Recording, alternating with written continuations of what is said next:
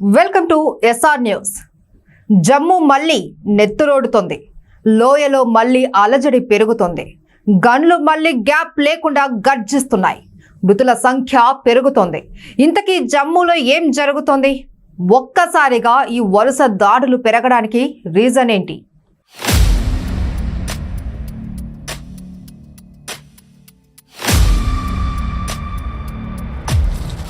మే 4 Indian air force convoy పై దాడి, IAF soldier Vicky Pahade మృతి.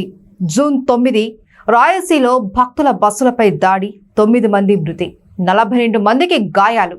June 11 బడేర్వాహ్లో దాడి, 5 జవాన్లు, ఓ పోలీస్ ఆఫీసర్కు గాయాలు. జూన్ 12 డోడాలోని టెంపరరీ ఆపరేటింగ్ బేస్ పై దాడి, ఓ స్పెషల్ ఫోర్సెస్ కమాండోకు తీవ్ర గాయాలు, ఓ ఉగ్రవాది మృతి. జూన్ 26 డోడాలో ఎన్కౌంటర్, 3 జైష్-ఇ-మహ్మద్ టెర్రరిస్టుల ఏరివేత.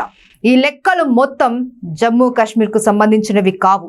జస్ట్ జమ్మూలో మాత్రమే ఉగ్రవాదులు సృష్టించిన నరమేధం ఇది. నిజానికి ముందు జమ్మూలో ఎక్కువగా ఉగ్రదాడులు జరిగేవి, కానీ ఇప్పుడు జమ్మూలో ఎక్కువగా అలజడి సృష్టిస్తున్నారు ఉగ్రవాదులు.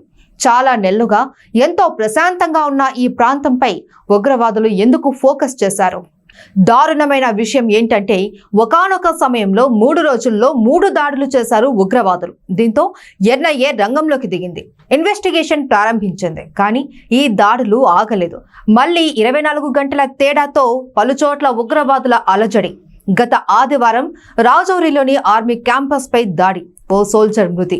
ఇది జరిగిన గంటల్లోనే కుల్గాం డిస్ట్రిక్ట్ లో జరిగిన సెపరేట్ ఎన్కౌంటర్స్ లో 6 టెర్రరిస్టులను మట్టుపెట్టింది ఆర్మీ. కానీ ఆ కాల్పుల్లో 2 సోల్జర్స్ కూడా మృతి చెందారు. ఇది జరిగిన తర్వాత ఆర్మీ కాన్వాయ్ పై దాడి చేశారు. 5 జవాన్లు మృతి చెందారు, 6కి గాయాలయ్యాయి. నిజానికి ఇది చాలా సీరియస్ విషయం. ఒక్కసారిగా దాడులు ఎలా పెరిగాయి? ఉగ్రవాదులు ఎలా సరిహద్దులను దాటి వచ్చారు? వారికి ఎవరు షెల్టర్ ఇస్తున్నారు? స్థానికంగా సహాయం అందుతుందా?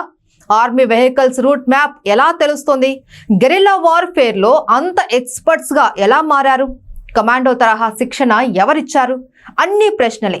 అయితే ఈ ప్రశ్నల పరంపర ఇక్కడితో ఆగడం లేదు.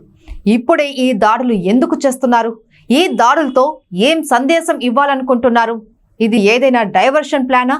ఆర్మీ అటెన్షన్ జమ్మూకు డైవర్ట్ చేసి ఇంకేదైనా పెద్దగా ప్లాన్ చేస్తున్నారా అనే ప్రశ్నలు కూడా ఇప్పుడు బుర్రను తొలిచేస్తున్నాయి. నిజానికి ఉగ్రవాదులు రాటు తేలారు. వారిని ఉగ్రవాదులు అనే కంటే స్పెషల్ ఫోర్స్ కమాండో ఎంత ట్రైనింగ్ తో ఉంటారో అలా ఉగ్రవాదుల వ్యూహాలు ఉన్నాయని చెప్తున్నారు ఆర్మీ అధికారులు. జంగిల్ వార్ఫేర్ తో పాటు అత్యాధునిక ఆయుధాలను ఉపయోగిస్తున్నట్టు గుర్తిస్తున్నారు. దాడి చేయడం, వెంటనే అడవుల్లోకి పారిపోవడం, వారిని వేటాడడానికి వచ్చిన సైనికులను ట్రాప్ చేసి చంపేసే ఎత్తుగడ్లు కనిపిస్తున్నాయి. కథువాలో జరిగిన దాడిని చూస్తే ఇది అర్థమవుతుంది. మొదట ఆర్మీ కాన్వాయ్లోని డ్రైవర్ను టార్గెట్ చేసుకున్నారు. ఆ తర్వాత వెంటనే గ్రెనేడ్ వేశారు. దీని నుంచి తేరుకునే లోపే కాల్పులు కూడా ప్రారంభించారు. దీంతో బలగాలకు రియాక్ట్ అయ్యే టైం కూడా దొరకలేదు అక్కడ. ఆ వెంటనే మళ్ళీ అడవుల్లోకి పారిపోయారు. కాబట్టి వీరికి పాకిస్తాన్లో హై లెవెల్లో ట్రైనింగ్ ఇచ్చినట్టు క్లియర్ కట్ గా తెలిసిపోతుంది అంటున్నారు ఆర్మీ అధికారులు. అంతేకాదు, జమ్మూ కాశ్మీర్ ప్రశాంతంగా ఉండటం దాయాది దేశానికి ఇష్టం లేనట్లు క్లియర్ కట్ గా అర్థమవుతుంది ప్రతి ఒక్కరికి. ఇప్పుడు ఇండియా గ్రోత్ రేట్ రోజు రోజుకు పెరిగిపోతుంది. దీంతో ఇండియా అన్ని విషయాల్లో ఇంకా సక్సెస్ కాలేదు. దానికి జమ్మూనే బెస్ట్ ఎగ్జాంపుల్ అని చెప్పకనే చెప్తున్నారు టెర్రరిస్టులు. అంతేకాదు, జమ్మూ కాశ్మీర్లో త్వరలో ఎన్నికలు నిర్వహించాలి అని చూస్తోంది కేంద్రం.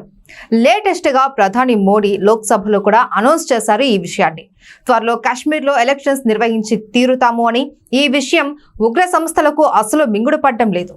అందుకే ఇంకా మేమున్నాము అని తమ అస్తిత్వాన్ని చాటుతున్నారు. మరి కేంద్రం వద్ద ఉన్న యాక్షన్ ప్లాన్ ఏంటి? ఎలాంటి చర్యలు తీసుకోబోతుంది?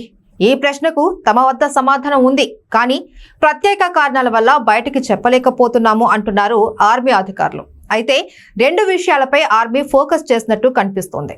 అడవుల్లో నక్కి దాడులు చేస్తున్న ఉగ్రవాదులను ఏరివేయడం ఫస్ట్ చాయిస్ కాగా, ఈ మధ్య యాక్టివ్ అయిన ఉగ్ర నెట్వర్క్ ని కట్ చేయడం సెకండ్ చాయిస్ లా కనిపిస్తోంది.